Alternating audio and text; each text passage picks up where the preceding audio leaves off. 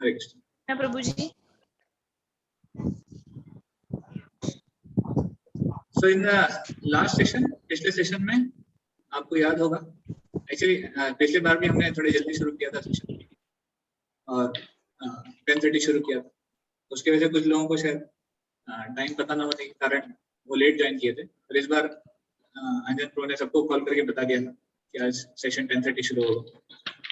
तो mostly will have the same timing 10:30, क्योंकि 12 बजे के बाद एक और बैच है जिसका सेशन होता है। तो आगे से हमारा सेशन 10:30 होगा। आई होप किसी को कोई कंसर्न नहीं है 10:30 से, राइट? नहीं, गुड।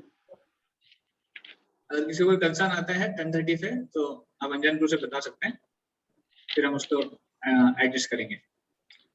तो लास्ट सेशन में हमारे सेल्फ सेशन 6 उसमें हमने क्या देखा था? I'll just take out the summary. Yes. So the topic of the session was discover the real eternal love. सच्चे प्यार की खोज।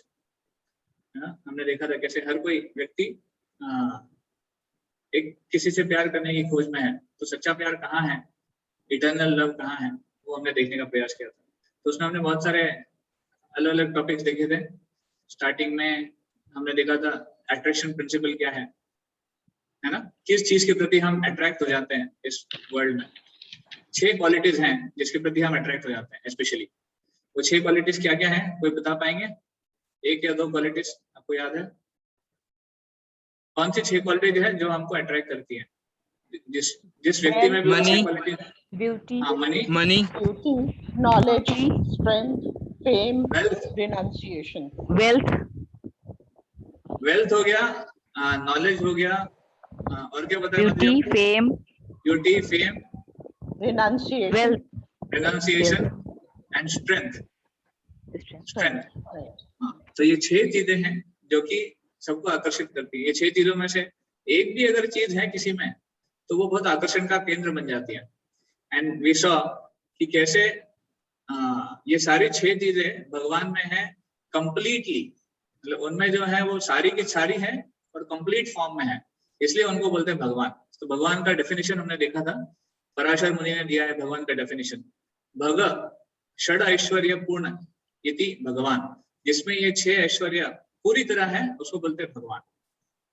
ऐसे तो फिर हमने देखा था कि मटेरियल वर्ल्ड में ये जो क्वालिटीज हैं ये कैसे एक टेम्पररी वे में दिखाई देती है। इसमें लोगों में होती तो है पर कुछ समय के लिए ही डिस्प्ले कर पाते हैं। जैसे ब्यूटी, व्यक्ति ब्यूटीफुल कब होता है? मान लीजिए टीनेज में, और उसके बाद मान लीजिए 15-20 साल 30 साल के लिए उसकी ब्यूटी रहती है, उसके बाद ब्यूटी फेड हो जाती है, ब्यूटी भी चली जाती है। वैसे ही स्ट्रेंथ भी कुछ सालों के लिए होती है, बाद में चली जाती है। फेम सिमिलरली, और नॉलेज भी अपग्रेड होते रहता है। तो like that these qualities they are very minutely present and that too in a temporary form. Okay, ये हमने देखा। उसके बाद हमने देखा था who is the real boss. So we are not the boss, we are just a servant. हम एक प्रकार से दास हैं, और हमने देखा था कैसे भगवान बॉस है। तो उस टॉपिक में हमने देखा था कि कैसे अगर बॉस की सेवा करेंगे तो जो सबऑर्डिनेट्स हैं वो खुश रहेंगे। We are all dependent enjoyers. We are not independent enjoyers. See, दो प्रकार के एंजॉयर होते हैं। एक होता है इंडिपेंडेंट एंजॉयर, एक होता है डिपेंडेंट एंजॉयर। मुझे याद नहीं मैंने शायद इसके बारे में चर्चा किया था कि नहीं, but it's a very simple example. देखिए, मान लीजिए कोई कंपनी है, उसका सीईओ है, तो सीईओ जो है कंपनी का, he is like a independent enjoyer for that company, और जो उसके एम्प्लॉयज हैं they are dependent enjoyers for that company. Employees भी एंजॉय करेंगे पर वो सीईओ के ऊपर डिपेंडेंट है, और सीईओ इंडिपेंडेंट है। मान लीजिए सीईओ को अगर कोई डिसीजन लेना है तो इंडिपेंडेंटली ले सकते हैं, तो उन्हें कुछ अफेक्ट नहीं होगा, पर उससे उनके डिसीजन से एम्प्लॉयज को अफेक्ट हो जाएगा। ऐसे मान लीजिए सीईओ ने डिसाइड किया कि कंपनी बंद करके भी होटल खोलना है, तो उसको तो कोई फर्क नहीं पड़ेगा, पर जो एम्प्लॉयज हैं उसकी कंपनी में काम करने वाले, हो सकता है कि वो लोग होटल में एम्प्लॉयड ना हो तो फिर उनकी जॉब चली जाएगी। तो like that they are dependent enjoyers and the CEO is an independent enjoyer. So similarly, God is an independent enjoyer and we are all dependent enjoyers. हम भगवान के ऊपर डिपेंडेंट है एंजॉय करने के लिए। ठीक है, भगवान चाहें तो देखिए, भगवान तो आत्मा राम है, भगवान को एंजॉय करने के लिए किसी चीज की जरूरत नहीं है, पर हमें चाहिए। हमें भगवान ने जो सुविधाएं दी है, हमें भगवान ने रिश्ते दिए, संबंध दिए हैं, उसके बिना हम एंजॉय नहीं कर सकते इस मटेरियल वर्ल्ड में। हमें भी एंजॉय करने के लिए कोई ना कोई फैसिलिटीज चाहिए।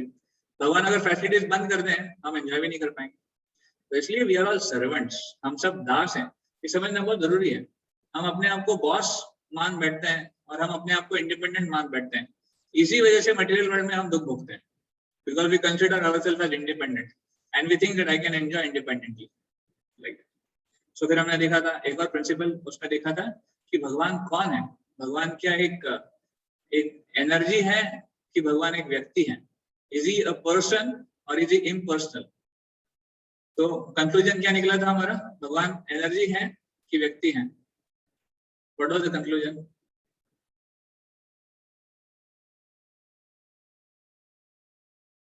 किसी को याद है? He has a personal form. Yeah, he has a personal form. So he's personal as well as impersonal. You can say both he is, but he has a personal form. Personal so Guruji. Okay. Right. So as Mataji mentioned, उनका एक personal aspect भी है। हाँ, उनका impersonal aspect भी हो सकता है, हो सकता है नहीं है, पर इम्पर्सनल एस्पेक्ट जो है पर्सनल एस्पेक्ट से नीचे है, उससे छोटा है। पर्सनल एस्पेक्ट बड़ा है। जैसे मान लीजिए बिल गेट्स, वो एक पर्सन है और उसकी कंपनी माइक्रोसॉफ्ट, एक प्रकार से वो इम्पर्सनल है। तो माइक्रोसॉफ्ट कहेंगे तो बिल गेट्स याद आएंगे, पर बिल गेट्स का एग्जिस्टेंस माइक्रोसॉफ्ट से अलग है और बिल गेट्स माइक्रोसॉफ्ट से ज्यादा इंपॉर्टेंट है। माइक्रोसॉफ्ट कुछ हो भी गया, ऐसा नहीं कि बिल गेट्स को कुछ हो जाए, वो तो एक अलग ही व्यक्ति है। तो ऐसे व्यक्ति हमेशा इंपॉर्टेंट होता है उसकी एनर्जी से ज्यादा। एनर्जी, जैसे आपने भागवतम में पढ़ा होगा या फिर आपने इस कथा को सुना होगा, बलि और वामन देव। बलि महाराज जो दैत्यों के राजा थे और वामन देव जो भगवान है। तो जब वो वामन देव ने उनको 3 पग धरती के लिए मांगा था, तो बलि महाराज ने दे दिया था ये वरदान कि आप 3 पग धरती ले लीजिए। तो वामन देव ने 2 पैर में ही सब कुछ ले लिया था, और फिर तीसरा पैर कहाँ रखेंगे? तो बलि महाराज ने कहा था कि आप तीसरा पैर मेरे सर पे रखिए, क्योंकि आपने मेरी एनर्जी तो ले ली, पर आप मुझे भी अभी ले लीजिए। तो फिर तीसरा पैर उनके सर पे रखा गया था। ऐसे तो a person is more important than his energy. तो similarly God is a person and God has a impersonal aspect also. भगवान का एक अव्यक्त रूप भी है, और जो अव्यक्त रूप है वो छोटा है और जो व्यक्त रूप है वो बड़ा है। इसलिए हमें जब अगर किसी को हम किसी को वर्शिप करते हैं, हम किसी की पूजा करते हैं, साधना करते हैं, तो व्यक्त रूप की करते हैं, अव्यक्त की नहीं करते हैं। क्योंकि व्यक्त रूप जो है वो आदान प्रदान कर सकता है। देखिए, रेसिप्रोकेशन के लिए व्यक्ति चाहिए ना। एक एनर्जी कैसे रेसिप्रोकेट करेगी आपसे? जब तक ये व्यक्ति है तो ही व्यक्ति की इच्छाएं हैं, व्यक्ति की लाइक्स है, डिजायर्स हैं, और आप उसको फुलफिल करोगे तो आपको रेसिप्रोकेशन मिलेगा। ऐसे तो इसलिए भगवान एक व्यक्ति है, वो केवल एक ऊर्जा नहीं है। बहुत लोग हैं जो भगवान को केवल एक ऊर्जा मानते हैं, और इसलिए वो भ्रम में रहते हैं कि भगवान केवल एक इम्पर्सनल एनर्जी है, और वही वो लिमिट हो जाता है। देन वी सॉ धर्म ऑफ द सोल, आत्मा का धर्म क्या है? तो धर्म का डेफिनेशन मैंने दिया था। आप में से कौन बता पाएगा कि धर्म का डेफिनेशन क्या है? असली जो शास्त्रों के हिसाब से धर्म का डेफिनेशन क्या है? मैं रिवीजन ले रहा हूं, मैं देख रहा हूं कि कितने लोगों को याद है। Dharma is our intrinsic nature. Like you gave the example of sugar and sweetness, salt and saltiness. So it is the intrinsic nature of us. Yeah. Dharma. Thank you, Madhuri. So dharma is the intrinsic nature, that nature which cannot be taken away. धर्म ऐसा स्वभाव है जिस स्वभाव को हमसे अलग नहीं किया जा सकता, उसको कहते हैं धर्म। तो धर्म ऑफ शुगर, चीनी का धर्म क्या है? उसकी मिठास, क्योंकि चीनी को और मिठास को अलग नहीं किया जाता।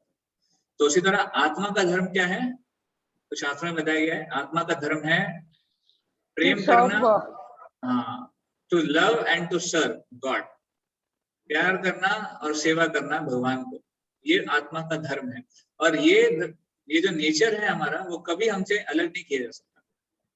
और इसलिए देखते हैं, क्योंकि हम अभी भगवान को हम एक प्रकार से भूल गए हैं। हम नहीं जानते भगवान कौन है, या फिर हम नहीं जानते भगवान का हमारे जीवन में क्या रोल है। एक प्रकार से हम एक एमनीशिया, जैसे हमने एग्जांपल दिया था, हम लोग भूल चुके हैं। पर ये जो नेचर है हमारा, प्यार करना और सेवा करना, ये नेचर नहीं जा रहा है। हम सब प्यार करना चाहते हैं, हम सब सेवा करना चाहते हैं, और उसी में हम सुख ढूंढने का प्रयास करते हैं। पर क्योंकि हम भगवान को भूल गए, हम वो प्यार और वो सेवा केवल इस मटेरियल लेवल पे लोगों को लगा रहे हैं। रिलेशनशिप्स में, पेरेंट्स में, वाइफ में, चिल्ड्रन में, मनी में, जॉब में, वर्क में, पेट्स में, अलग अलग जगहों पर इस प्यार करना और सेवा करने की प्रवृत्ति को लगा रहे हैं, पर हमें संतुष्टि नहीं मिल रही। क्यों? क्योंकि हमारा नेचर है भगवान से प्यार करना और सेवा करना। तो कंप्लीट संतुष्टि तभी मिलेगी जब हम भगवान से प्यार और सेवा करना सीखेंगे। अदरवाइज मटेरियल लेवल पे थोड़ी बहुत संतुष्टि मिलेगी, पर कंप्लीट हैप्पीनेस, कंप्लीट सेटिस्फैक्शन नहीं मिलेगा। तो इसलिए हमें भगवान को जोड़ना होगा हमारे जीवन में, और भगवान को जोड़ने से आप देखेंगे अल्टीमेट सेटिस्फैक्शन अपने आप मिल जाएगा। सो दैट इज धर्म ऑफ द सोल। फिर हमने एक पोयम, बहुत ही सुंदर पोयम देखी थी कि कैसे हम भगवान नहीं, हम भगवान के हैं, हम भगवान के संतान हैं। और उस पोयम में बहुत अच्छे से बताया था कि भगवान क्या क्या कर सकते हैं, हम क्या क्या कर सकते हैं। भगवान कैसे विभु हैं, विभु मतलब सबसे महान, और हम अणु हैं, अणु मतलब सबसे इनफाइनाइटेसिबल, सबसे छोटे हैं ऐसे। तो ये सब हमने हमारे लास्ट सेशन में देखा था। तो असली प्यार की खोज कैसे हुई हमारी? असली प्यार हमें कहाँ मिला? जब हम उस प्यार को, उस सेवा करने की जो प्रवृत्ति है, उसको भगवान में लगाएंगे, वो असली प्यार है, असली सेवा है। Then today we will be discussing about a very nice topic which is called as discovering the happy planet. जो ऐसा लोक है जहाँ हमेशा आनंद है, हमेशा सुख है, ऐसे लोग की हम खोज करेंगे आज। हमने मुझे याद है बचपन में, मैं जब बहुत छोटा था, एक गाना बहुत फेमस था कि, अब मुझे गाने की एग्जैक्ट बोल याद नहीं है, बट इसका मीनिंग ये था कि आइए मैं आपको ऐसे जगह लेके जाऊं जहाँ पे गम ना हो, आंसू भी ना हो, वहां पर बस प्यार ही प्यार पले। राइट? आप सबको याद आ गया। तो बेसिकली ये कवियों के लिए तो एक इमेजिनेशन है, ऐसे कुछ कविता लिखना कि ऐसी जगह है जहां पर गम नहीं है, आंसू नहीं है, बस प्यार ही प्यार है, कोई दुख नहीं है। तो ये एक इमेजिनेशन है, बट शास्त्र बताते हैं कि ये इमेजिनेशन नहीं है, ये रियल है। ऐसा लोग है, ऐसी जगह है जहां पर कोई दुख नहीं है, जहां पर कोई संकट नहीं है, जहां पर जन्म मृत्यु जरा व्याधि जो हमने समस्याएं डिस्कस करी थी वो भी नहीं है। There only and only there is loving reciprocation. वहां पे प्यार है, वहां पे आदान प्रदान है, वहां पर सेवा है, आनंद है, दैट्स ऑल, और शाश्वत रूप से। तो ऐसा लोग कौन सा है, ऐसी जगह क्या है, और वहां कैसे जाया जाए? एक्चुअली जब भी हम न्यूज में या फिर टीवी में या फिर मोबाइल में कोई एडवर्टीजमेंट देखते हैं कि स्विट्जरलैंड जाना है, मॉरिशस जाना है, या फिर कहीं हवाई जाना है, या फिर जहां पर भी कोई बीच है या फिर वाटरफॉल्स है, माउंटेन है, कोई ऐसी जगह है जो कि बहुत आकर्षक लगती है, तो जिस व्यक्ति को जाने की इच्छा होती है वो उसके बारे में पता करता है, क्या जगह है, कैसे जाना है, पता करता हूँ मैं। उसी तरह अभी हम इस लोक के बारे में जानेंगे, और नेचुरली हमें हमारे मन में सवाल आएगा कि वो लोग कहाँ हैं, कैसे जाएं वहां पर, हम सब वहां जाना चाहते हैं। तो लेट्स बिगिन। हम शुरुआत करते हैं प्रार्थनाओं के साथ। ओम अज्ञानतिमिरन्धस्य ज्ञानाञ्जनशलाकया चक्षुरुन्मिलितं येन तस्मै श्रीगुरवे नमः। श्रीचैतन्यमनोभीष्टं स्थापितं येन भूतले स्वयं रूप कदा मह्यं ददाति स्वपदान्तिकम्। नमः ओं विष्णुपादाय कृष्णपृष्ठाय भूतले श्रीमते भक्तिवेदान्ता स्वामिन्निति नामिने। नमस्ते सरस्वते देवे गौरवाणी प्रचारिणे निर्विशेष शून्यवादी पाश्चात्य देशतारिणे। वाञ्छाकल्पतरुभ्यश्च कृपा सिन्धुभ्य एव च पतितानां पावनेभ्यो वैष्णवेभ्यो नमो नमः। जय श्री कृष्ण चैतन्य प्रभु नित्यानंद श्री अद्वैत गदाधर श्रीवासादि गौर भक्त वृंद। हरे कृष्णा कृष्णा कृष्णा हरे हरे, हरे Ram Ram Ram Hare Hare.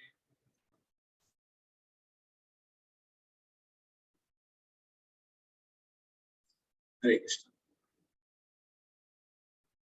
I'll just share my screen.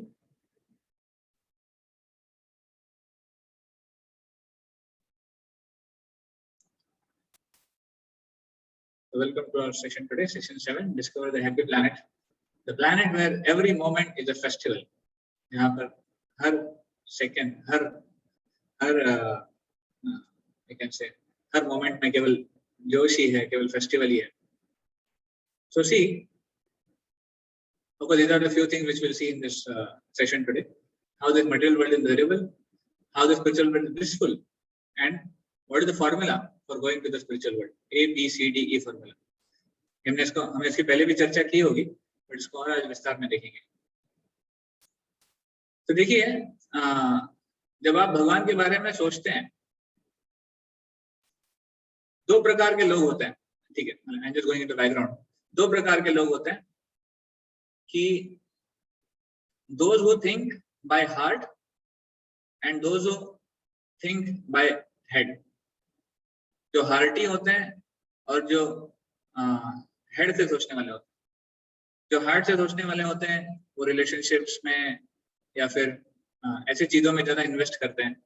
जो हेड से सोचने वाले होते हैं, ब्रेन से, वो रैशनल होते हैं. मतलब वो पहले देखते हैं मेरा फायदा है या फिर मेरा नुकसान है, या फिर सोच समझ के आगे बढ़ते हैं. तो अगर किसी से पूछा जाए या फिर आप लोगों से पूछा जाए कि आप जीवन में किस प्रकार के व्यक्ति बनना चाहते हो, you want to be a man of or a woman of heart or a person of head, you want to be a person of heart or a person of head, what do you think? आप क्या कहेंगे? How many of you want to be a person of heart?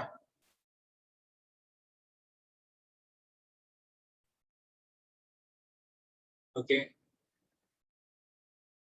कुछ लोगों ने हाथ उठाए.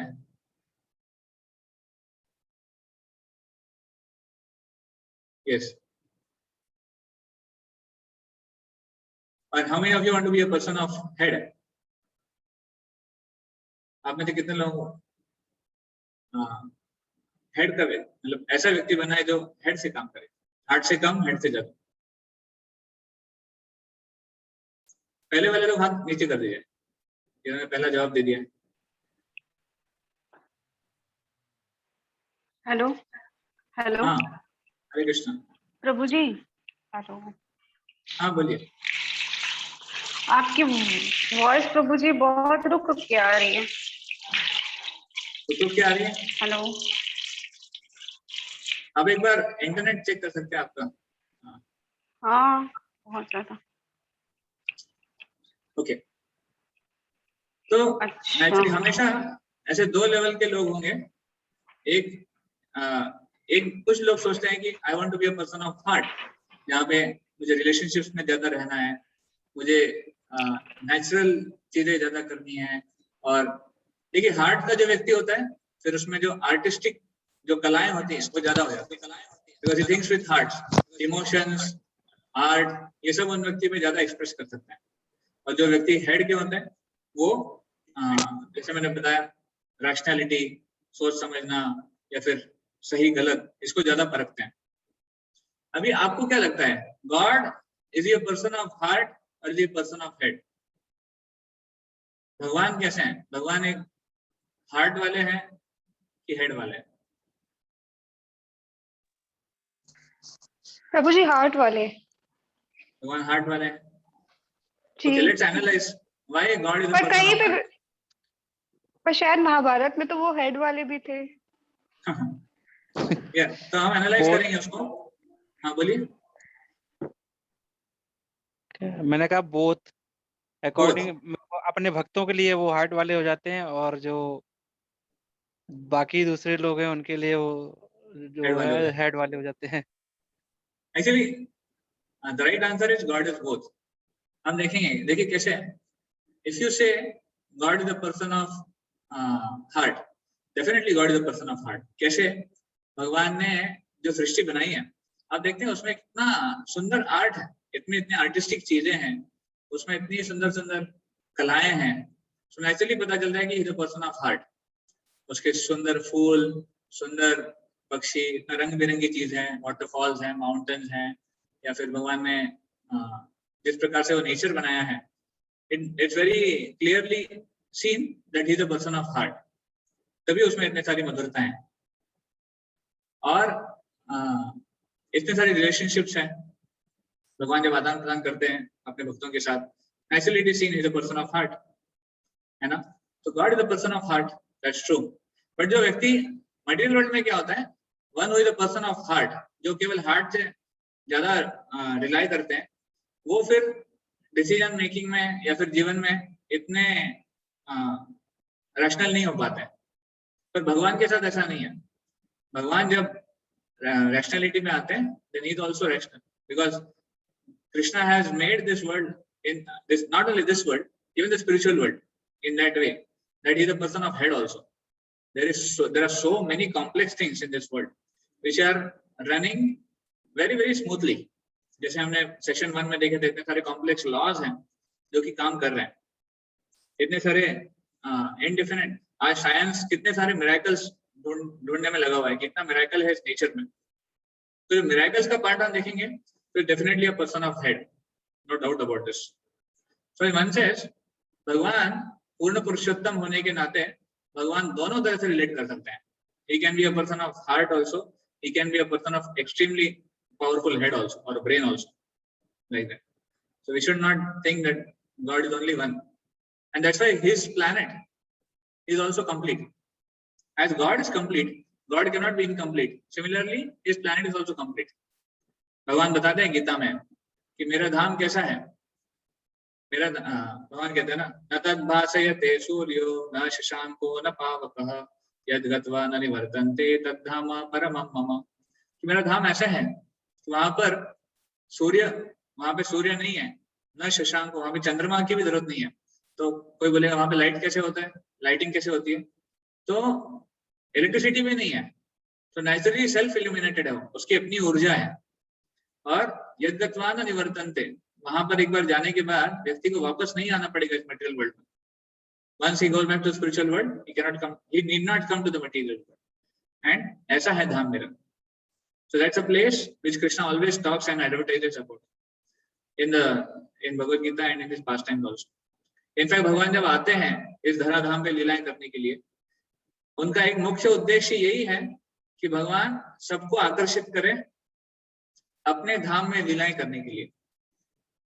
क्योंकि जैसे हमने देखा कि हम एक प्रकार से भगवान के धाम को, भगवान को भूल गए, तो हमें आकर्षण करने के लिए एक अट्रैक्शन की जरूरत है। और भगवान जब आते हैं अपने भक्तों के साथ ऐसे लीलाएं आदान प्रदान करते हैं, तो वो हमारे लिए एक आकर्षण का केंद्र बन जाता है। It's like a trailer for us. जब हम ट्रेलर देखते हैं, जब ट्रेलर पसंद आता है, तो हम मूवी देखने के लिए भी उत्सुक होता है। तो ये रिलेशनशिप्स एक ट्रेलर के समान बन जाती है।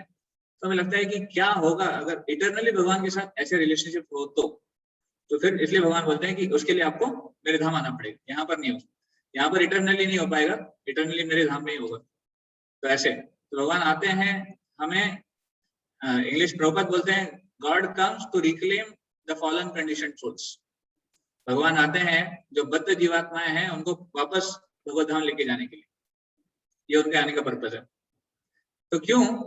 Because how this material world is miserable place. This material world is full of matter, and even in this material world, the experience of happiness is a very very down, is a very you can say insignificant experience. In fact, शास्त्र बताते हैं कि material world में happiness है ही नहीं। Happiness क्या है इस मटेरियल वर्ल्ड का? Absence of misery. मिजरी नहीं है, वो इस मटेरियल वर्ल्ड का हैप्पीनेस है, दुख ना होना। जैसे अगर व्यक्ति अपने जीवन में एक 2 BHK 3 BHK का घर पाले या फिर एक इंडिपेंडेंट बंगलो बना ले, उसकी जॉब अच्छी लग जाए, उसे कोई बीमारियां ना हो, उसके बच्चे अच्छे से पढ़ाई लिखाई कर लें, और उसकी बहू एकदम उनका सम्मान करने वाली हो, तो उस व्यक्ति को बहुत सक्सेसफुल माना जाता है जीवन में। तो देखिए, ये पैरामीटर है क्या सक्सेस का कि केवल 2-3 BHK का घर हो या फिर पैसा हो, बच्चे पढ़ाई लिखाई कर ले? ये पैरामीटर नहीं है सुख का। पर ये क्या है? इन one sense absence of misery, दुख नहीं है। तो दुख ना होना यही सुख है मटेरियल वर्ल्ड के लिए। पर एक्चुअली असली सुख की परिभाषा बहुत अलग है। असली सुख वो है जिसमें व्यक्ति इतना एंग्रॉस हो जाता है आदान प्रदान में कि व्यक्ति अपने आप को एग्जिस्टेंस को समझ भी नहीं पाता है, दैट इज एग्जिस्टिंग। वो असली सुख है। इसलिए इस मटेरियल वर्ल्ड में हम असली सुख नहीं पाते। Temperature nature, the nature of this material world is very very temporary, and we see that all the beauty and all the beautiful men and women in this world, their beauty goes down eventually. जैसे हम जानते हैं जब व्यक्ति teenage में होते हैं, teenage में हमारे माइंड में बहुत अलग कंसेप्शन होता है जीवन का। हमें लगता है कि life will be so happy, people are so nice and I am beautiful, my partner is beautiful. तो बहुत एक अलग ही कंसेप्शन होता है। बट जब ओल्ड एज आता है, इवेंचुअली जब टाइम बीतता है, तब हम देखते हैं कि कैसे everything goes frail. The beauty which is very right in the youth, it dries up in the old age, and this is a fact of life. जैसे अंगूर वो रेजिन मतलब किशमिश, अंगूर का किशमिश बन जाता है, तो वैसे मटेरियल वर्ल्ड की ब्यूटी है। तो शुरुआत में बहुत अट्रैक्टिव होता है, पर आगे जाके उसमें कोई अट्रैक्शन नहीं होता। That's why understanding that the nature of the world is very very temporary. Why can't the beauty of this world remain permanent? Because the beauty of the world is only related to the body. हम भूल जाते हैं कि असली beauty जो है आत्मा में है, और शरीर में इतना ब्यूटी नहीं है। शरीर तो नश्वर है, शरीर तो डेड है एनीवे। हमने देखा था शरीर की प्रॉपर्टीज क्या है, earth water fire air ether, उसका बना हुआ है शरीर। तो material body is not beautiful. What makes the body beautiful is the presence of soul, आत्मा। आत्मा होने के कारण वो शरीर सुंदर है। इसीलिए इस मटेरियल वर्ल्ड में ब्यूटी हमेशा के लिए रह नहीं पाती है, क्योंकि हम सोल के ऊपर ध्यान नहीं देते और हम बॉडी के ऊपर ही ज्यादा फोकस करते हैं। जो व्यक्ति सोल पे ध्यान देता है, आप देखिएगा भले वो फिजिकली कैसे भी हो, पर वो इंटरनली बहुत सुंदर होता है, ब्यूटीफुल होता है। Because their thoughts are very beautiful, their behaviour is very beautiful, their nature is very beautiful, they are very attractive. जैसे प्रभुपाद, श्रील प्रभुपाद का उदाहरण ले लीजिए। श्रील प्रभुपाद जब अमेरिका गए तो वो 70 साल के बूढ़े व्यक्ति थे। अब अमेरिका में एक सेइंग है, एक कहावत है कि don't listen to anyone above 30। 30 साल के ऊपर के किसी व्यक्ति को ज्यादा सुनो मत, क्योंकि वो बूढ़ा हो गया उनके हिसाब से। अब श्रील प्रभुपाद जब गए 70 साल का व्यक्ति, उन्होंने जाकर यंग अमेरिकन में, हिप्पीज में, उन्होंने उनको इकट्ठा किया, उन्होंने उनको हरिनाम करवाया, और उन्होंने वो जो यंग हिप्पीज हैं वो उनके फॉलोअर्स बन गए। अभी उन्होंने प्रभुपाद में क्या देखा होगा? अगर फिजिकली देखा जाए तो श्री प्रभुपाद का फिजिक तो कोई इतना सुंदर नहीं था, बट यस, उनका आत्मा, because he was a pure devotee, भगवान के शुद्ध भक्त होने के कारण उनकी आत्मा हमेशा भगवान के संपर्क में थी, और वो सुंदरता, आत्मा की सुंदरता, दैट अट्रैक्टेड देम। इसलिए हम देखते हैं यंग अमेरिकन जो भी अपने 20s में थे, 18, 19, 20, 25 साल के वो लोग थे, उन्होंने प्रभुपाद के लिए अपना जीवन दे दिया। प्रभुपाद के मिशन के लिए उन्होंने अपना प्राण दे दिया। जो कहते थे प्रभुपाद वो करते थे। तो इतना सरेंडर कैसे आया? Because they get attracted to the beauty of the soul, not to the beauty of the body. तो एक it's a nice story which Prabhupada tells about liquid beauty, that maybe I'll play one video. Prabhupada की आवाज में है। It's a very interesting and very lesson-giving story. So please listen.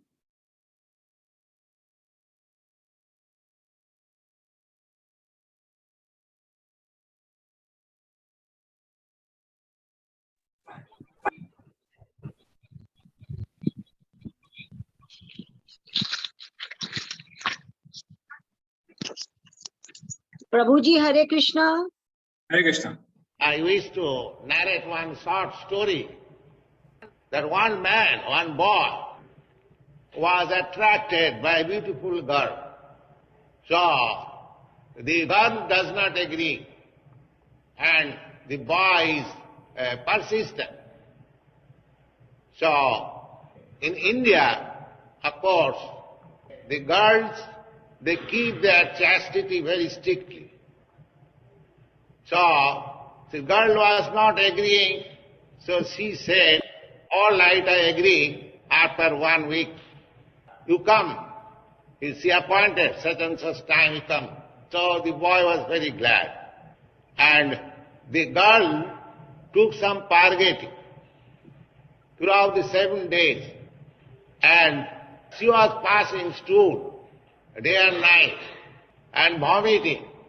And she kept all these vomits and stool in a nice pot. So when the appointed time came, the boy came and the girl was sitting on the door. The boy inquired, where is that girl? She said, I am that girl. No, you are not. You are so ugly. She was so beautiful. You are not that girl. No, I am that girl. But I have now separated my beauty in a different pot. What is that? She said, this is the beauty, the stool and vomit. This is the ingredient. Actually, anyone may be very robust or very beautiful. If he passes stool for 3 or 4 times, everything changes. So, a very important lesson which we learn in this story. The story comes in one of the scriptures. ये कोई imaginary story नहीं है. तो ये story हमसे एक बहुत important lesson मिलता है. क्या? That the beauty which we are attracted to in our youths and all, that beauty is just a beauty of the body. But the real beauty lies in the soul. जो असली beauty है वो आत्मा में है, केवल शरीर में नहीं है. तो जैसे इस लड़के का हुआ, he also got attracted to the beauty of the body. And that girl was very chaste and she was very devoted. वो भगवान की भक्त थी, इसलिए वो इस लड़के को एक सबक सिखाना चाहती थी. और फिर ऑफकोर्स आपने स्टोरी में देखा कि कैसे उन्होंने उल्टी करी, उन्होंने स्टूल पास किया और उसको सब कुछ स्टोर करे थे. और जो लड़का जिस ब्यूटी की तरफ अट्रैक्टेड था, उसने बोला कि ये ब्यूटी वो है. तो तुमको अगर अट्रैक्शन है ब्यूटी की तरफ, तो उसको एंजॉय करो like that. And no one wants to enjoy that kind of beauty. So the point is, the reality of life is this. Why material world people are not understanding this fact? Because they are illusioned. Material world में इतना illusion है, इतना भ्रम है. Material world में हमें लगता है कि सुख है, पर वो सुख एक मिराज की तरह है. मिराज मतलब हिंदी में उसको बोलते हैं मृग तृष्णा. Miraj. Mirage means it appears that water is there, but water is actually not there. Similarly, इस मटेरियल वर्ल्ड में लगता है कि उस व्यक्ति उस चीज में सुख मिलेगा, पर वो सुख एक्चुअली हमारे माइंड में है, उस चीज में नहीं है. Happiness and distress is a state of mind. It's a state of one's consciousness. It's not in the object. जैसे एक छोटा बच्चा होता है, उसको लगता है कि जब वो मेले में जाता है तो गुब्बारा देखता है, गुब्बारा देख के वो माता पिता के पीछे पड़ जाता है और बोलता है कि नहीं मुझे गुब्बारा लेना है. तो माता पिता उसको थोड़ी देर बाद गुब्बारा लेके देते हैं. कुछ देर बाद वो दूसरे लड़के के हाथ में खिलौना देखता है, तो अभी वो गुब्बारा उसके हाथ में है, पर फिर भी वो गुब्बारा छोड़ के खिलौने के पीछे लग जाता है. अब वो माता पिता के पीछे जिद करता है कि मुझे खिलौना चाहिए. वो बोलते हैं अरे गुब्बारा लेके दिया तुमको. बोलता है नहीं गुब्बारा नहीं चाहिए, मुझे खिलौना चाहिए, वही चाहिए. ऐसे. और जब उसको खिलौना मिल जाता है, थोड़ी देर में उससे भी बोर हो जाता है. तो द पॉइंट इज, उसको लग रहा है कि उस वस्तु में सुख है, पर एक्चुअली वो सुख और दुख कहाँ था? उसकी सोच में, उसकी चेतना में. तो हमारे मन में होता है, वो किसी वस्तु में नहीं होता है. और क्योंकि इस भौतिक दुनिया में हम इस प्रिंसिपल को नहीं जानते, तो फिर हम इस प्रिंसिपल से भटक जाते हैं, इसलिए हम इस दुनिया में दुख भोगते हैं. सुख की अपेक्षा करते हैं वस्तुओं में, लोगों में, चीजों में, और वो जब सुख नहीं मिलता है फिर हम निराश हो जाते हैं, हम मायूस हो जाते हैं, हम डिप्रेस हो जाते हैं. हमें लगता है यार मटेरियल वर्ल्ड बेकार है, ये रिलेशनशिप बेकार है, ये जीवन ही बेकार है, छोड़ दो इधर. तो लोग सुसाइड कर लेते हैं. ये सबसे गलत है, ये बहुत गलत है, क्योंकि लोगों को असली सुख कहाँ है वो पता ही नहीं है. तो what lessons do we learn? One should not get attracted madly to the temporary beauty of this world, and one should not forget the goal of life in that pursuit. क्या होता है मटेरियल वर्ल्ड में? सुख की खोज में हम अपने जीवन का उद्देश्य भूल जाते हैं. हमारे जीवन का उद्देश्य क्या है? हमें भगवान की प्राप्ति करनी है, भगवान के धाम जाना है, क्योंकि हम आत्मा है, हम शरीर नहीं है. तो ये हमारे जीवन का उद्देश्य होना चाहिए. पर इस मटेरियल वर्ल्ड में जो चकाचौंध है, जो illusory you can say glittering, जो चकाचौंध है, उसके कारण हम भ्रमित हो जाते हैं और हमें लगता है कि यही सब कुछ है, ये आत्मा वगैरह क्या है, ये प्रभु जी क्या बोल रहे हैं, ये तो सब बेकार पौराणिक बातें हैं, ये बुढ़ापे में देखा जाएगा, तो इसलिए फिर प्रभु जी को सुनते नहीं हो। बट एक्चुअली इस सुख की खोज में फिर वो अपना चांस गंवा बैठते हैं, आसक्तियों को बढ़ा लेते हैं, और जब फिर भक्ति करने का टाइम है उसको गंवाने के कारण जीवन भर कभी खुश नहीं रह पाते ऐसे। तो इसलिए it says that mundane intellectuals and atheistics, however, are deluded by the outward beauty and attraction of the relative truth and are unaware of the spiritual spark. तो आत्मा को नहीं जानते और शरीर के प्रति अट्रैक्ट हो जाते हैं। तो यही अंतर है मटेरियल वर्ल्ड में और स्पिरिचुअल वर्ल्ड में। मटेरियल वर्ल्ड में क्या है, हमारा जो शरीर है वो मटेरियल वर्ल्ड से बिलोंग करता है, पर हमारी आत्मा तो आध्यात्मिक जगत से बिलोंग करती है। शरीर का नेचर क्या है, शरीर material body is a perishable, वो नाश होने वाला है उसका एक ना एक दिन, और शरीर is a material body is a very painful, pain producing object. See ऐसे क्यों है, इसके पीछे बहुत लॉजिकल कारण है। आप देखिए, मान लीजिए अगर कोई किसी बड़ी एग्जाम में आपका फर्स्ट नंबर आया, आपकी फाइनल एग्जाम्स थी, उसमें आपका टॉप रैंक आया है, तो आप बहुत खुश हो जाएंगे, right.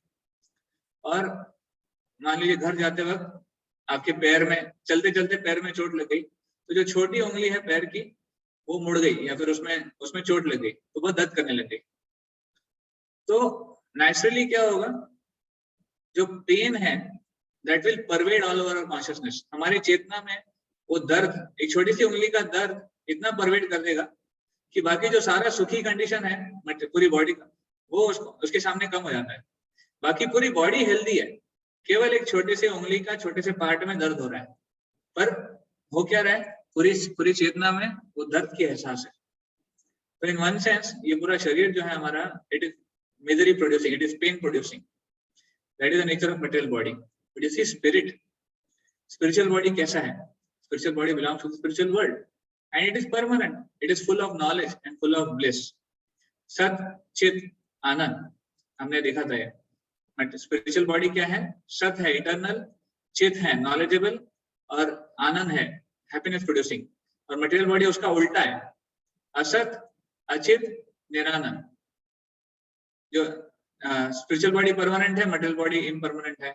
Spiritual body happiness giving है, मटेरियल बॉडी मिजरी गिविंग है।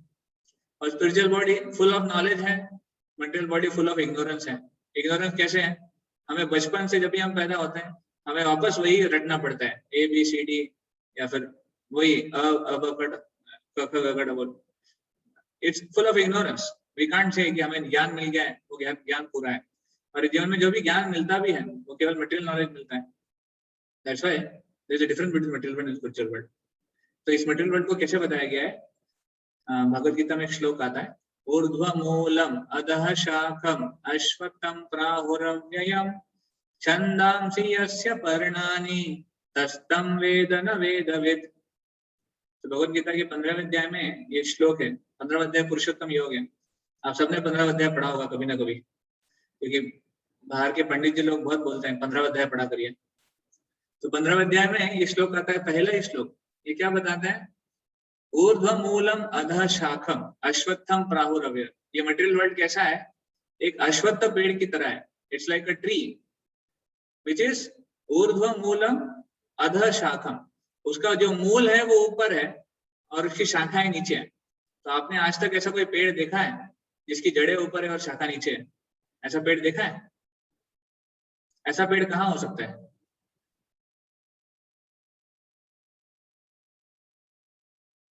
ऐसा पेड़ है, आपने देखा भी है, तो कहाँ देखा है बताइए? पानी में प्रभु जी, पानी में जो उसका शेडो आता है। एग्जैक्टली। तो ऐसा पेड़ कहाँ है? It's in the reflection. असली पेड़, मान लीजिए आप कभी नदी के किनारे या फिर समुद्र के किनारे, नहीं समुद्र नहीं, नदी के किनारे, तालाब के किनारे कहीं जाते हैं, तो वहां पे किनारे में एक पेड़ लगा हुआ है, तो that is the real tree. और जो पानी में परछाई है वो अप्स एंड डाउन होती है, वो उल्टी होती है, उसमें शाखाएं नीचे होती है, जड़ें ऊपर होती है। तो एग्जैक्टली भगवद गीता में जो बताया जा रहा है उससे मैच करते हैं। ऊर्ध्वमूलम अधः शाखम अश्वत्थम प्राहुरव्ययम। इसलिए इस मटेरियल वर्ल्ड को, इस भौतिक दुनिया को ऐसा पेड़ बताया गया है जो उल्टा है। तो उल्टा पेड़ हमारे कंसेप्ट के बाहर है या फिर केवल रिफ्लेक्शन में पाया जाता है। तो किस चीज का रिफ्लेक्शन है ये? तो इसलिए बता रहे मटेरियल वर्ल्ड स्पिरिचुअल वर्ल्ड का रिफ्लेक्शन है। ये जो भौतिक दुनिया है ये आध्यात्मिक दुनिया का रिफ्लेक्शन है, तभी तो ये उल्टा है। तो इसका मतलब सीधा भी है। इस दुनिया में चीजें उल्टी हैं तो इसका मतलब कहीं ना कहीं सीधी भी होनी चाहिए। Yes, the spiritual world is like the tree on the bank of the river and material world is like the reflection. इसीलिए हम देखते हैं स्पिरिचुअल वर्ल्ड में जो चीजें हैं ना, आध्यात्मिक जीवन में या फिर भगवान से संबंधित जो चीजें हैं, मटेरियल वर्ल्ड में बराबर उसके अपोजिट चीजें होती हैं। स्पिरिचुअल वर्ल्ड में जो सबसे ऊंची चीज है, मटेरियल वर्ल्ड में सबसे निचला बन जाता है या फिर सबसे घृणित बन जाता है। जैसे स्पिरिचुअल वर्ल्ड में सबको सेवा करना ये परम वहां का काम है, सब लोग सेवा में लगे हुए हैं भगवान के। मटेरियल वर्ल्ड में आप बोलो कि मैं सेवक बनना चाहता हूँ, लोग बोलेंगे अरे पागल हो गया क्या, इसको मेंटल हॉस्पिटल में लेके आना चाहिए। दास बनना चाहता है, सेवक बनना चाहता है, अरे तुमको बहुत बनना चाहिए। तो ऐसे मटेरियल वर्ल्ड में चीजें को बहुत दास बनना, सेवक बनना बहुत ही गलत देखा जाता है, छोटा माना है, नीच माना जाता है। बट स्पिरिचुअल वर्ल्ड में सबसे बड़ा धन है। सबसे बड़ा धन क्या है? भगवान की सेवा करना, परम धर्म। इसलिए जब भक्ति में इस्कॉन में हम देखते हैं किसी को दीक्षा मिलती है तो उन्हें लास्ट में टाइटल दिया जाता है दास। तो ये टाइटल बहुत ही रिस्पेक्टेबल माना जाता है कि I have become a Das, I have become a servant now. या फिर माताओं को दासी, सर्वेंट। तो दास बनना ये बहुत ही विशेष चीज है, पर मटेरियल वर्ल्ड में लोग नहीं मानते इसको। उसी तरह स्पिरिचुअल वर्ल्ड में श्री राधा और कृष्णा या फिर कृष्णा और गोपियों का संबंध सबसे ऊंचा चीज है। वो जो प्यार है, वो जो प्रेम है, उनका आदान प्रदान है, वो सबसे टॉप मोस्ट लेवल का है।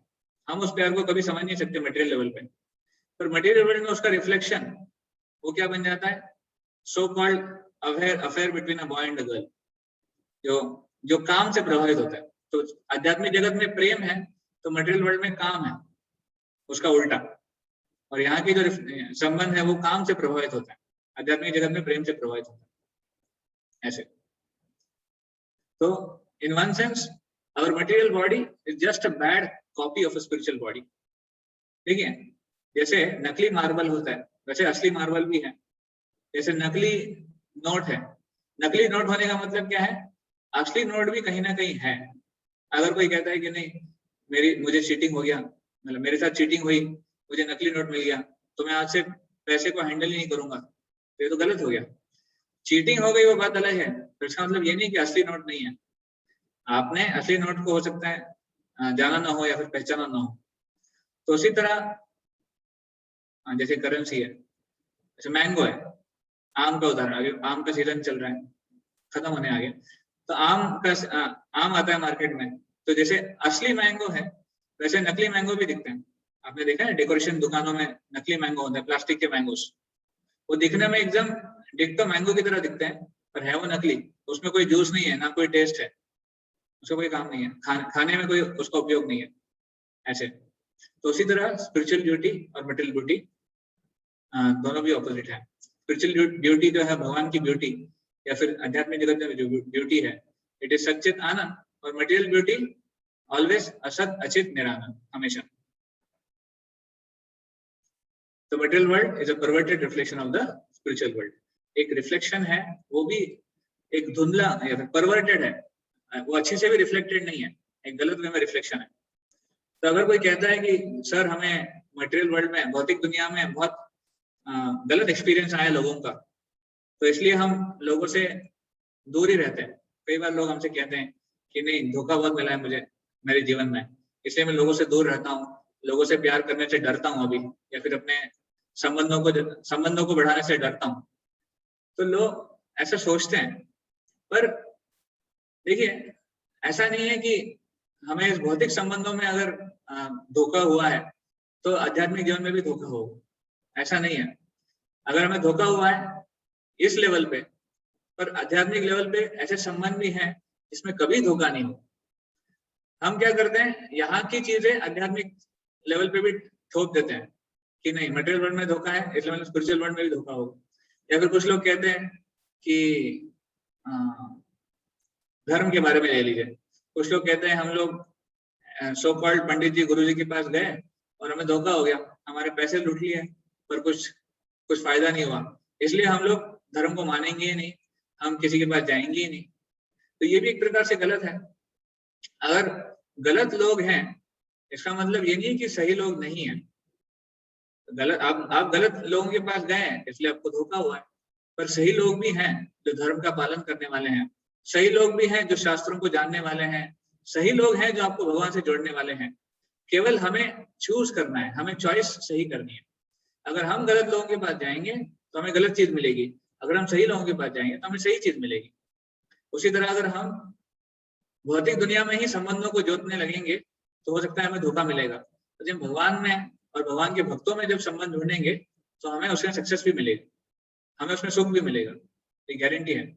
It's all about where we search for and what we search for.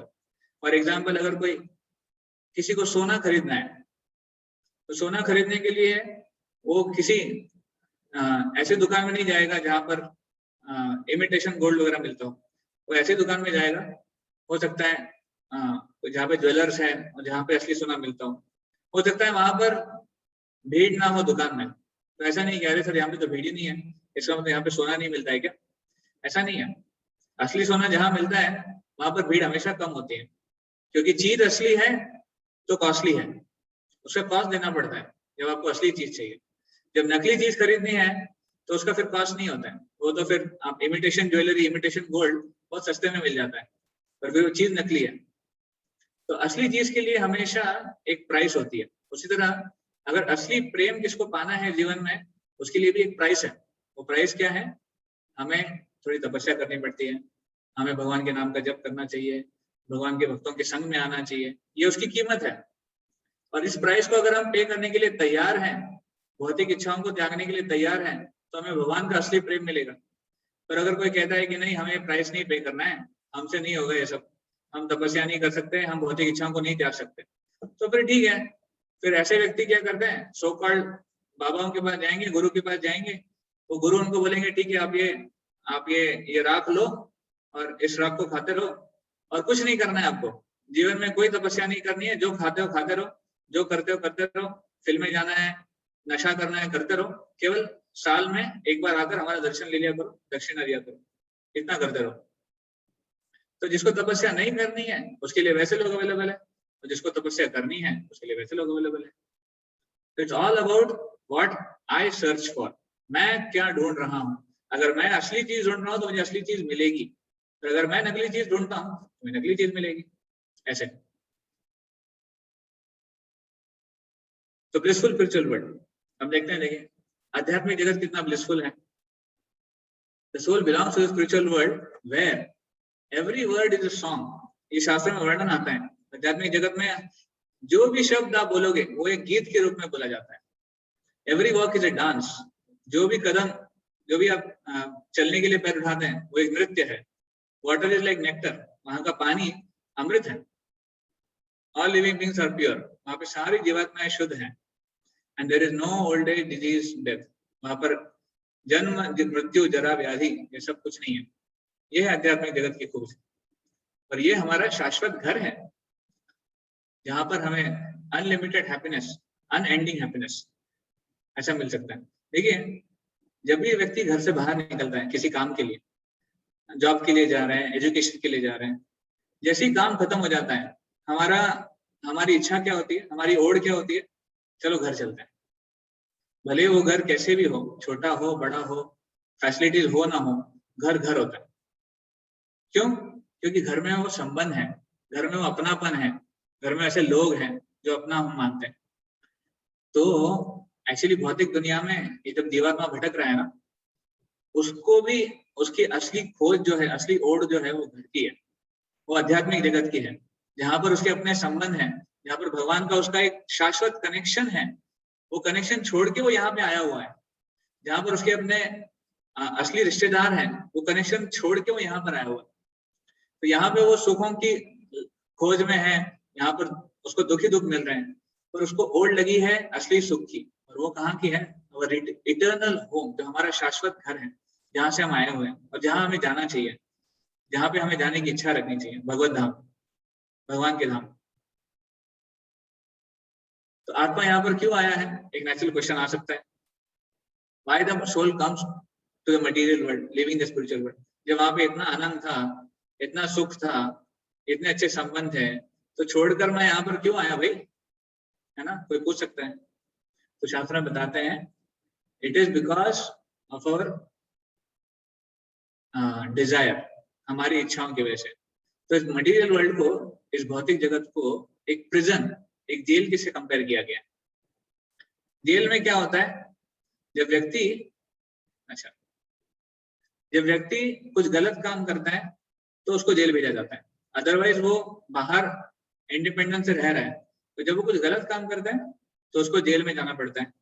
उसी तरह जब हम कुछ गलत काम किए हैं तभी हमें इस मटेरियल वर्ल्ड में जेल में आना पड़ा है।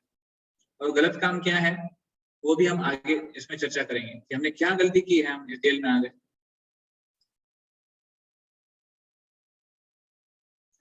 ओके, तो how this material world is like a prison house, इसके लिए कुछ ये क्विज है। तो इस मटेरियल वर्ल्ड को जेल से कंपेयर किया गया है, तो उसका हम एक छोटा सा क्विज देखेंगे। तो jail equal to material world, और यहाँ की जेल कीपर कौन है, Maya Devi. Jail material world है, समझ में आया, और यहाँ की जेल कीपर माया देवी। माया देवी मतलब दुर्गा देवी। हमने देखा है, मैंने आपको पिछली बार भी बताया था, दुर्गा देवी का जो त्रिशूल है, वो त्रिशूल की जो 3 नोक है वो हमारे 3 आध्यात्मिक, आदि दैविक, आदि भौतिक के रिप्रेजेंटेटिव है। उस त्रिशूल से दुर्गा देवी हमेशा हमें या फिर जो जेलवासी है उनको बंदी बना के रखती है। यहाँ का फूड, जैसे जेल में खाना मिलता है, तो मटेरियल वर्ल्ड में क्या मिलता है? Any answers?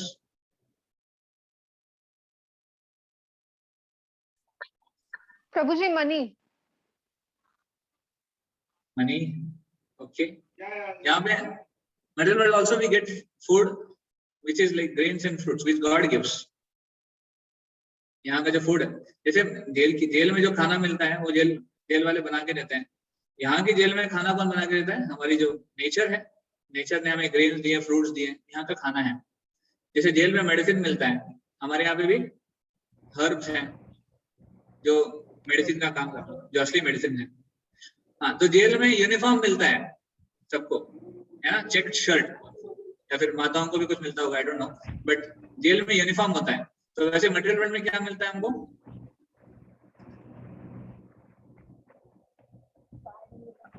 क्या आसान है? हाँ, We get body. Very good, yes, very good, we get a material body. तो मटेरियल बॉडी एक ड्रेस के समान है जो हमें इस मटेरियल वर्ल्ड में मिलता है ना। एक्चुअली बॉडी हमारा नहीं है, ये असली बॉडी नहीं है हमारा, जो हम अभी देख रहे हैं ना, वो हार्ड मास का बना हुआ, ये हमारा असली बॉडी नहीं है। हमारा स्पिरिचुअल वर्ल्ड में अलग बॉडी है, पर ये तो हम अभी यहाँ पे धारण किए हैं, जेल का जो ड्रेस है। हाँ, ओके, तो जेल में कोड़े मिलते हैं, कोड़े। मटेरियल वर्ल्ड में क्या मिलता है?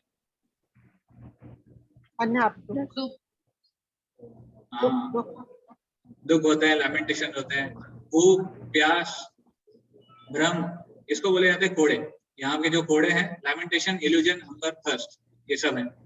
जेल से छुटकारा, जेल से रिलीज होना, तो वैसे मटेरियल वर्ल्ड से Go back to Godhead. yes, going back Spiritual world में to जाना। spiritual world, very good। हाँ, और staying in the state, मतलब जेल से छूटकर स्टेट में रहना, उस जगह पर रहना, उसका मतलब क्या है? मटेरियल वर्ल्ड से निकलकर भगवान के पास जाना, भगवान के पास धाम जाना। जाना। Staying in the spiritual world, correct. Laws of the state, जैसे यहाँ पे अपने लॉज है, स्टेट लॉज है, तो वैसे भगवत भक्ति। हाँ, भगवान के अपने लॉज हैं, laws of God, correct. Rules and और prime regulations. Minister of the state, जैसे स्टेट के प्राइम मिनिस्टर होते हैं, उसी तरह मटेरियल इस स्पिरिचुअल वर्ल्ड के प्राइम मिनिस्टर कौन है? गॉड।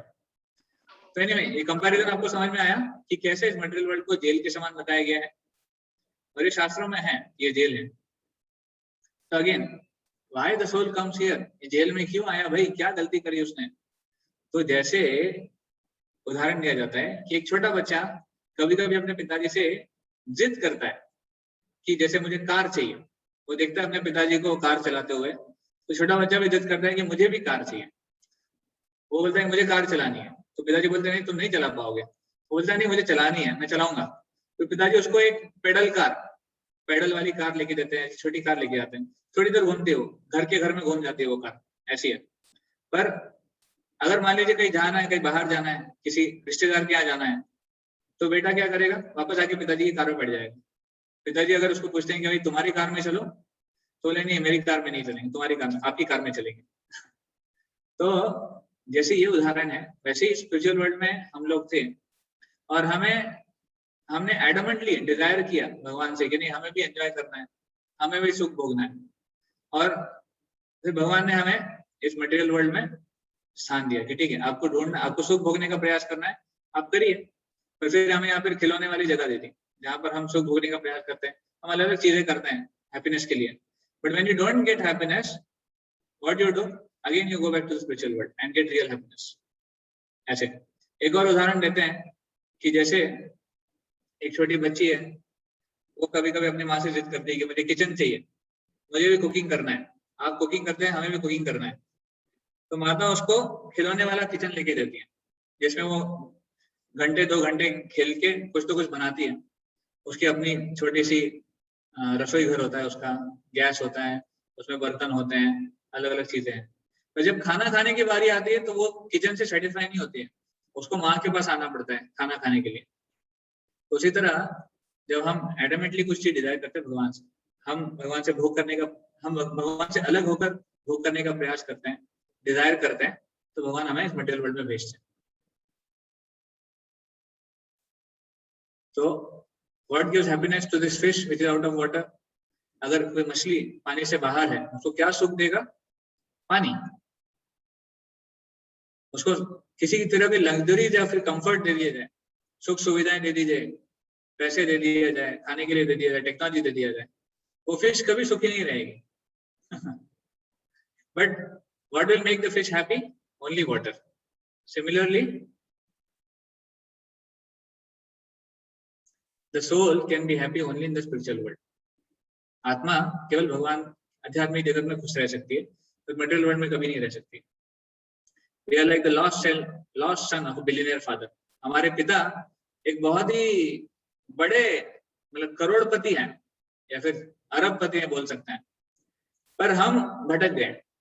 तो अगर किसी के पिता अगर बहुत ही बड़े व्यक्ति हैं, पर अगर वो गुम हो जाता है, खो जाता है, तो एक प्रकार से वो बहुत दुखी हो जाता है। तो मान लीजिए कोई व्यक्ति है जो उसको खिलौना देता है, थोड़ी देर वो खिलौना खेलता है, वापस रोने लग जाता है। कोई व्यक्ति है जो उस खोए हुए बच्चे को खाने के लिए देते हैं, वो खाता है, थोड़ी देर में वापस रोने लग जाता है। पर एक व्यक्ति है जो उसको अपना नाम पता पूछता है, और वो व्यक्ति उसको अपने पिता के घर लाके छोड़ देता है। तो सबसे भला उस बच्चे का किसने किया? उस व्यक्ति ने जो उसको अपने पिताजी के घर लाके छोड़ दिया, ना कि उसको खाना दिया फिर खिलौना दिया, क्योंकि उसके पिताजी ऑलरेडी कैपेबल हैं उसको सुख देने के लिए, पर वो अभी भटक गया, वो भूल गया कि उसका पिता मतलब वो घर से दूर हो गया। तो इसलिए हम भी उसी बच्चे की तरह हैं जो अपने मिलियनर फादर, जो हमारे पिता हैं, जो हमें पूर्ण सुख दे सकते हैं, सब कुछ दे सकते हैं, उनसे हम अलग हो गए, पिछड़ गए। और हम जब वो संबंध वापस स्थापित कर लेंगे तो हम सुखी हो जाएंगे, हम असली मायने में सुखी हो जाएंगे। ऐसे A man had 2 sons.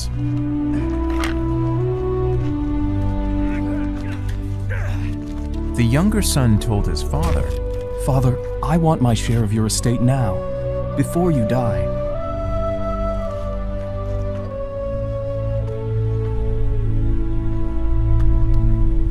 This is the story of a prodigal son.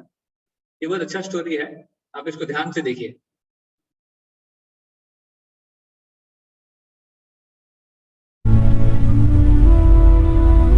So his father agreed to divide his wealth between his sons.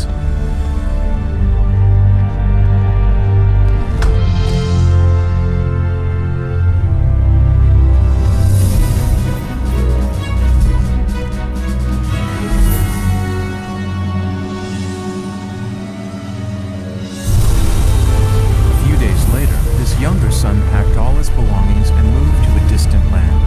And there he wasted all his money in wild living.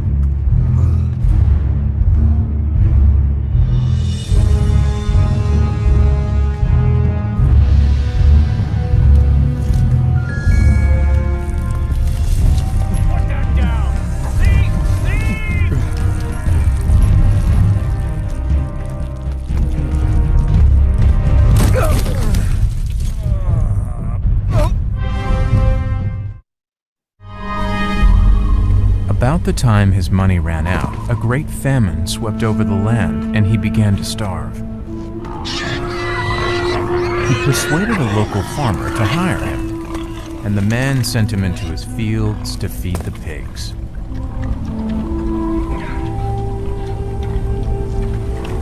The young man became so hungry that even the pods he was feeding the pigs looked good to him, but no one gave him anything.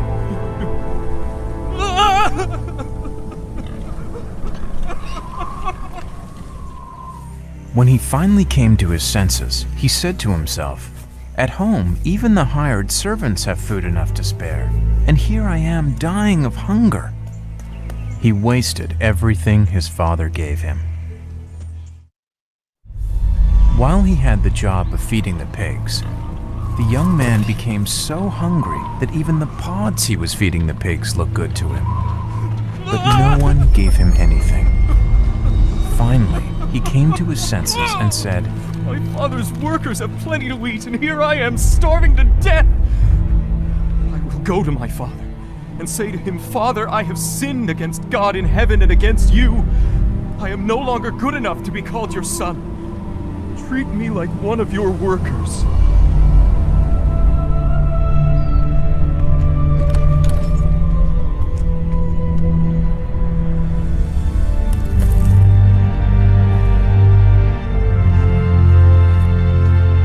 But when he was still a long way off, his father saw him and felt sorry for him.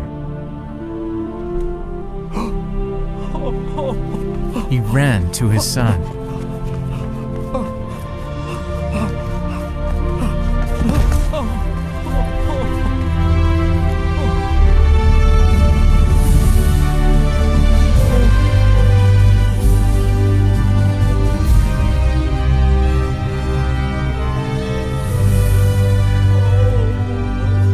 And he hugged and kissed him. Hurry and bring the best clothes and put them on him. Give him a ring for his finger and sandals for his feet. This son of mine was dead, but has now come back to life. He was lost and has now been found. And they began to celebrate.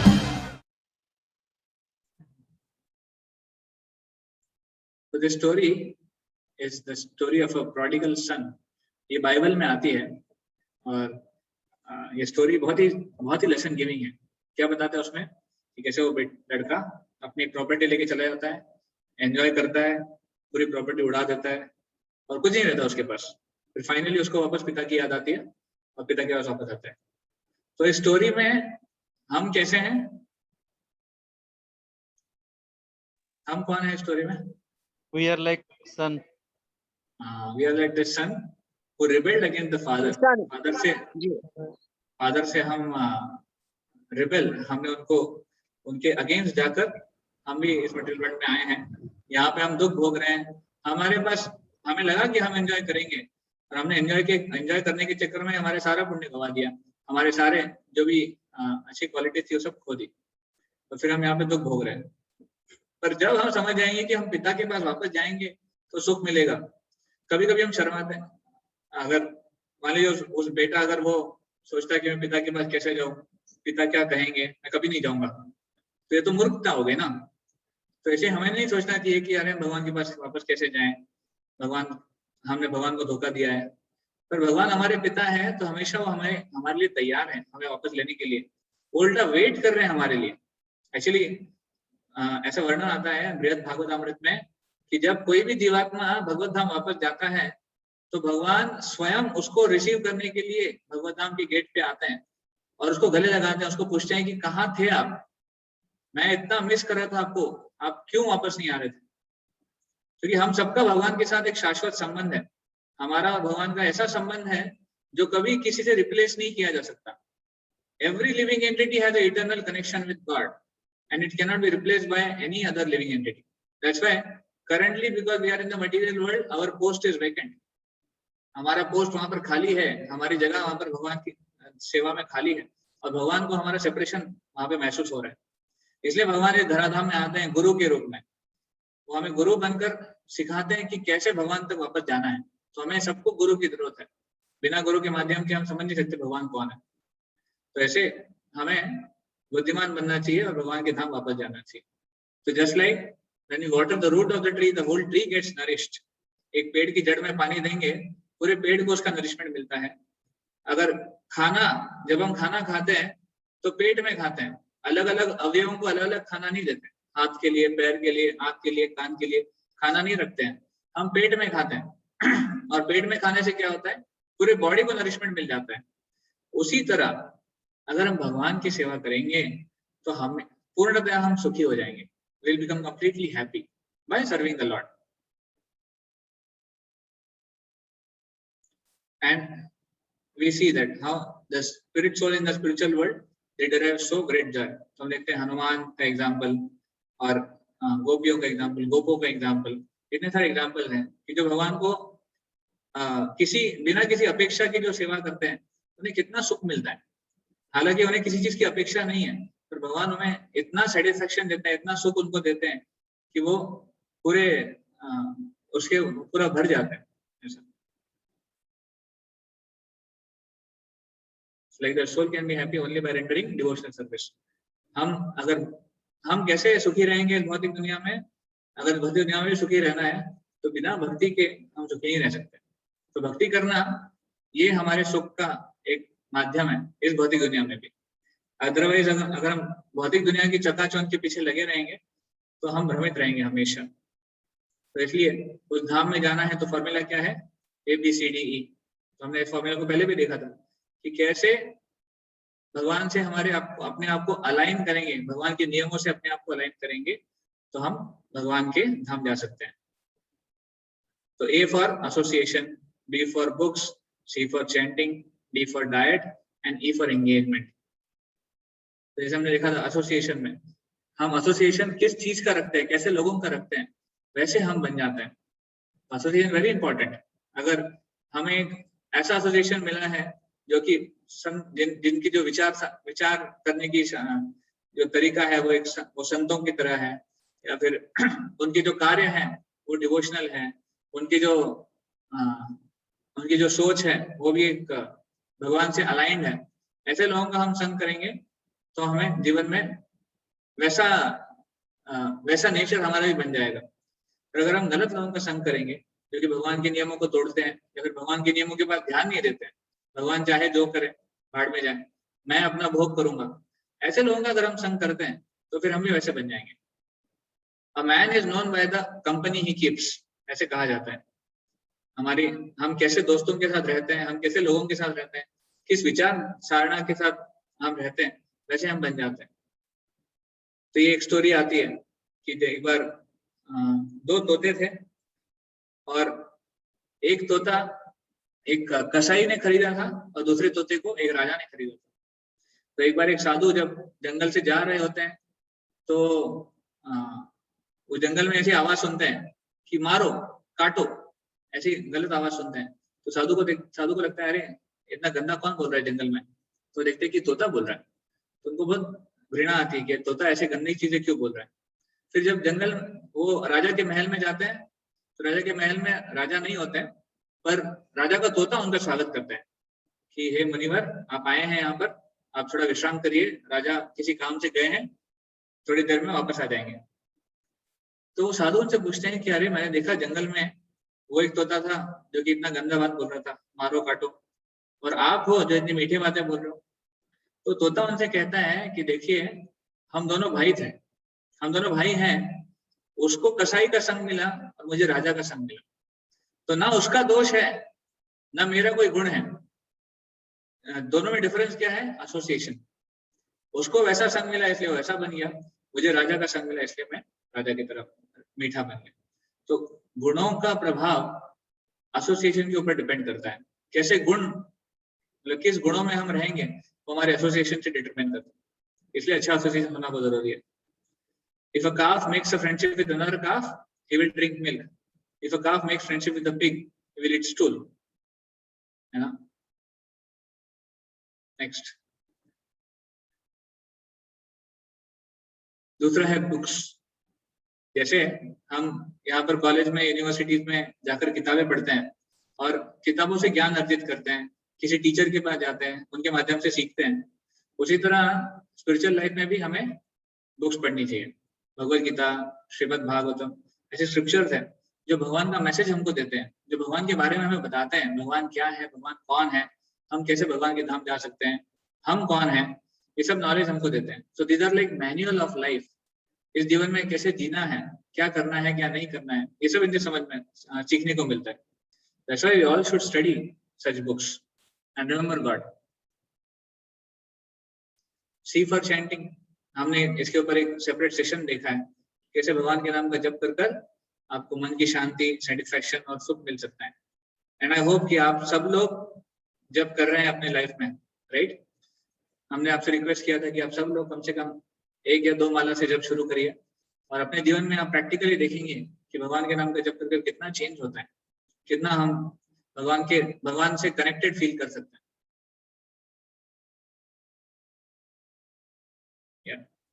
The pure spiritual sound of Hare Krishna Mahamantra purifies the mind of all the impurities. मन में जितनी भी गंदगियां हैं वो सब भगवान के नाम से धुल सकती है।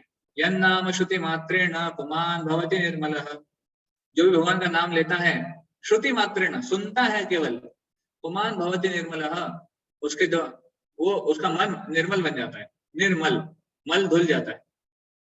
इतनी शक्ति है भगवान के नाम के जप में। इसलिए C for chanting, D for diet, है ना?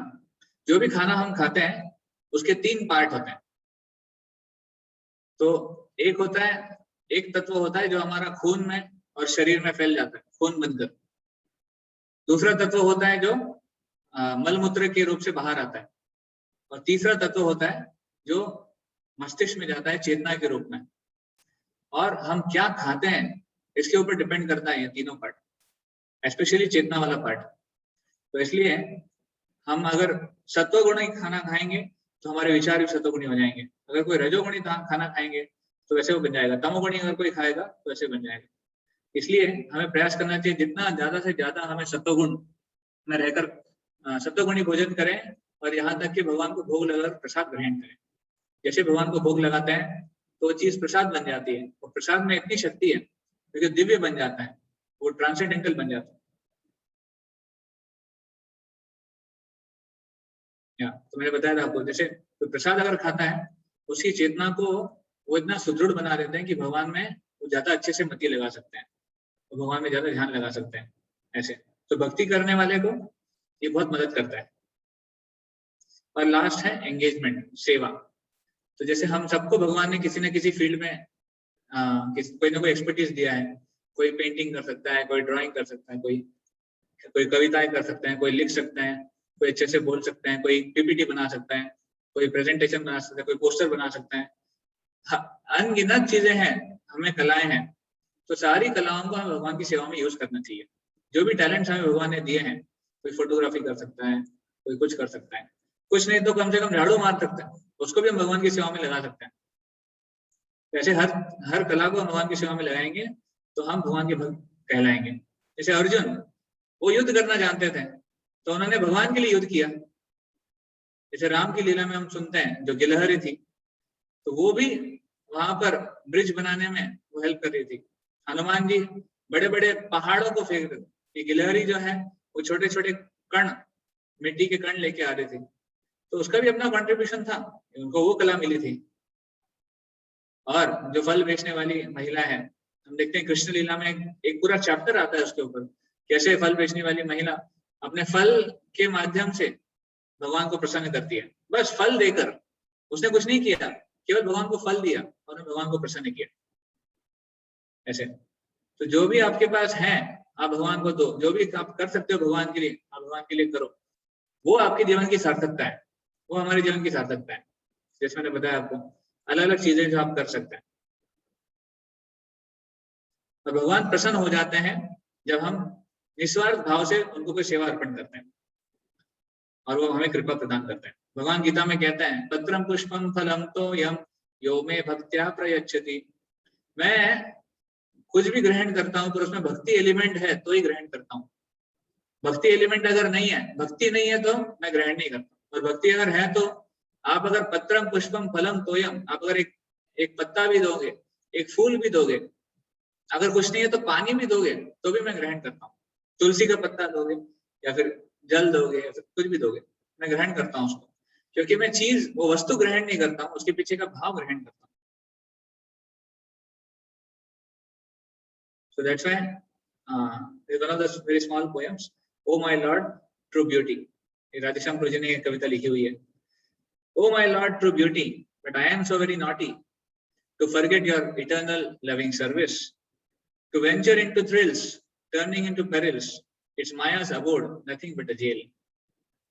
Skin deep material beauty withers away quickly. It's nothing more than water in the mirage. Oh Lord, my true master, with such a sweet nature, our eternal relation is Satchit Ananda. Let me purify my heart and glorify my Lord with my body, mind, words and soul. In times of despair and times of weather fair, I'll never leave your soothing shelter. Chanting your holy names, praising your divine fame, I'll bring all suffering souls to thy feet. To the world of mirth and merry, free from any worry, I'll bring them into your holy company. Jai. So, thank you very much. We end our session here. And thank you प्रभु जी, बहुत अच्छा लगा प्रभु जी। प्रभु जी बहुत अच्छा लगा आज का session. Thank you. Any questions? किसी को कोई प्रश्न है? कोई हमारे आज के डिस्कशन से? प्रभु जी, ये तो चैंटिंग में हम लोग की आदत है ओम नमो भगवते वासुदेवा बोलने की, तो ये भी बोल सकते हो या खाली हरे कृष्णा कृष्ण कृष्ण हरे हरे, हरे रामा रामा रामा हरे हरे, इन दोनों में क्या करना है? देखिए, अगर आपको लगता है ओम नमो भगवते वासुदेवाय का जप करना है तो आप उसको भी जारी रखिए, पर साथ में हरे कृष्ण महामंत्र को जोड़ दीजिए जी, क्योंकि हरे कृष्ण महामंत्र ये कलियुग का युग धर्म है, तो इसको करना भी जरूरी है। तो ओम नमो भगवते ऑप्शनल है, आप करना चाहें तो कर सकते हैं, नहीं करना चाहें तो नहीं करें, पर हरे कृष्ण महामंत्र आप जरूर करिए। प्रभु जी यही करते आ रहे हैं ओम नमो भगवते, तो उसको कई बार कर लेते हैं। हरे कृष्णा का भी प्रैक्टिस नहीं हुई है, लेकिन हाँ शुरुआत कर दी है 6 महीने से। तो आप ओम नमो भगवते वासुदेवाय करते रहिए, साथ में 2 माला हरे कृष्णा का भी जोड़ दीजिए। जी जी, थैंक यू, धन्यवाद। हरे Krishna. Any other question? Spiritual world, material world, shadow, substance, also related?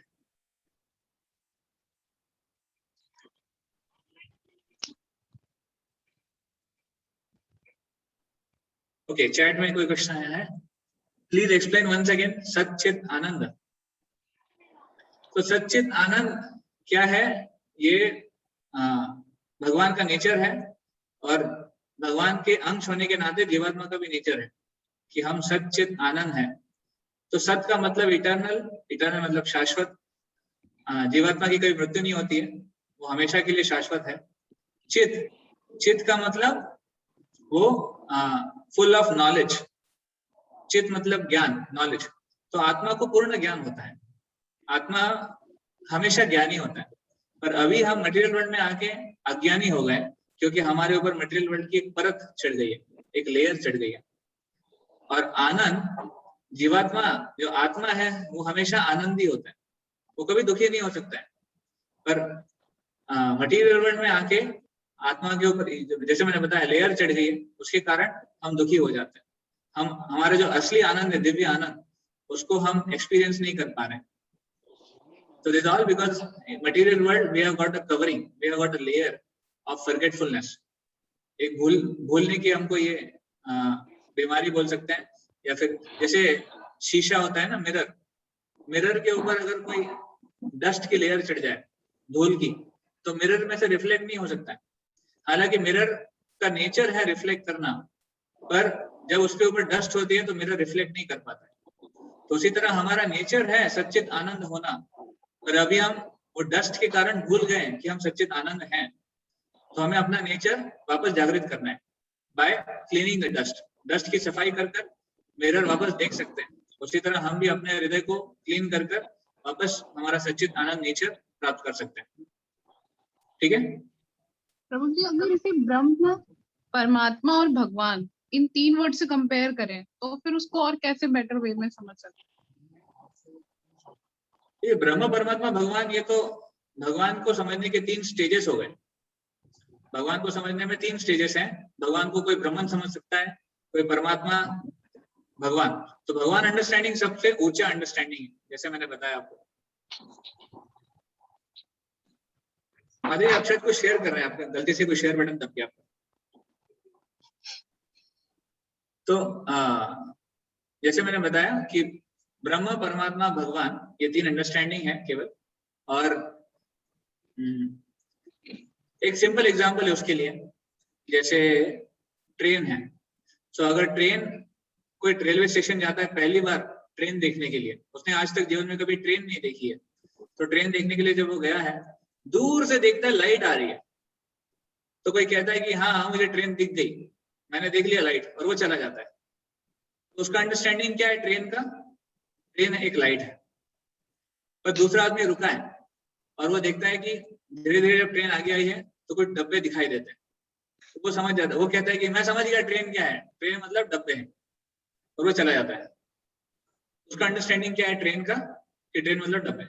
तीसरा व्यक्ति जो वहां पर रुका हुआ है, वो देखता है ट्रेन आई है, प्लेटफॉर्म पे रुकी है, ट्रेन के डब्बों में से लोग उतरे हैं, वहां पर सीट है, कंपार्टमेंट है, सब कुछ है। तीसरे व्यक्ति को पूरा अंडरस्टैंडिंग मिलता है ट्रेन का, क्योंकि उसने पूरी तरह समझा है ट्रेन क्या। पहले 2 लोगों को भी अंडरस्टैंडिंग था, पर वो इनकम्प्लीट है, तीसरे व्यक्ति का कंप्लीट है। उसी तरह ब्रह्मन, परमात्मा और भगवान, जो लोग भगवान को एक ब्रह्मन, जो ऊर्जा लाइट समझते हैं, वो ब्रह्मन अंडरस्टैंडिंग में होते हैं, वो इनकम्प्लीट है। जो लोग भगवान को केवल हृदय में स्थित परमात्मा समझते हैं, वो भी एक ऊंचा अंडरस्टैंडिंग है ब्रह्मन से, पर भगवान से निचला है, इसलिए वो भी इनकम्प्लीट है। पर जो लोग भगवान को पूर्ण पुरुषोत्तम भगवान, जिसमें 6 ऐश्वर्य हैं और जो भक्तों के साथ आदान प्रदान कर सकते हैं, ऐसा समझते हैं, वो कंप्लीट अंडरस्टैंडिंग वाले हैं। तो ये है ब्रह्मन परमात्मा भगवान। ठीक है, thank you. Hare Krishna. Thank you. Any other question related to today's session? आज के सेशन से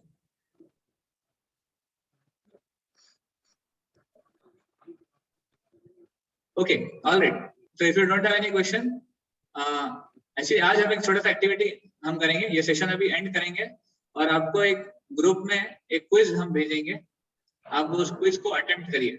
आज के सेशन से रिलेटेड एक क्विज है, इसको आप अटेम्प्ट करिए और आप देखिए कि आपका अंडरस्टैंडिंग कितना है। Okay, so thank you very much. Hare Krishna. Will meet next week for the next session.